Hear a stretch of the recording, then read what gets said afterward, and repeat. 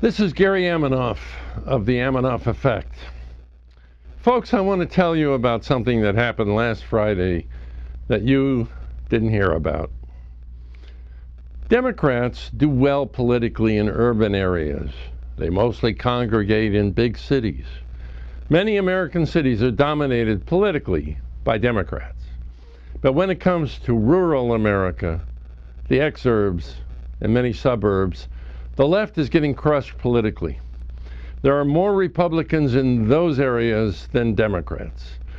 So exurbs and suburbs are electing Republicans to everything, from local water districts, city councils, county supervisors, and even Congress.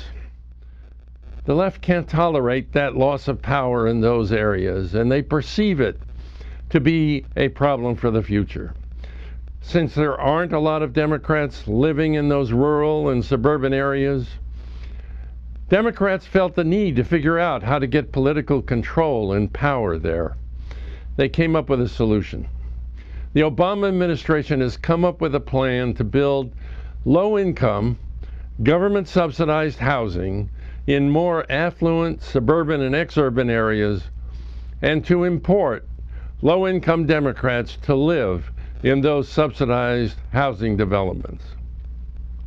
The Obama plan shockingly stipulates that people are entitled to have low-income government-subsidized housing in any neighborhood that the federal government chooses, regardless of the wishes of the residents of those neighborhoods. And as if it isn't bad enough that the far left is hell-bent on decimating the American cities they control, and now on transplanting those failed policies into prosperous American neighborhoods, some sellouts in the Republican Party have unbelievably decided to go along with the administration. Briefly, here's what happened last Friday. As the measure came to the floor of the Senate, conservative Senator Mike Lee, Republican from Utah, introduced an amendment to defund and stop implementation of this horrible Democrat political move.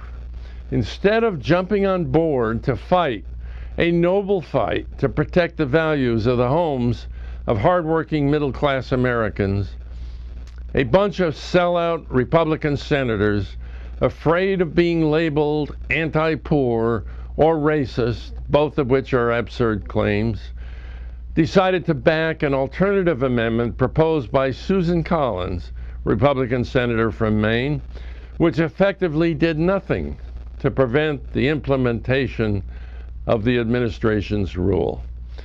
A motion was then made to table Mike Lee's amendment, which passed 60-37, with 16 Republicans voting to table Lee's motion. Republicans had a chance to stop the craziness, and they didn't.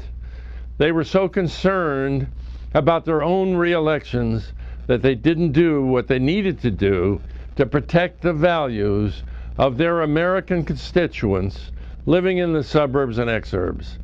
So they failed their Republican constituents once again. People wonder why the support for Trump, that is why.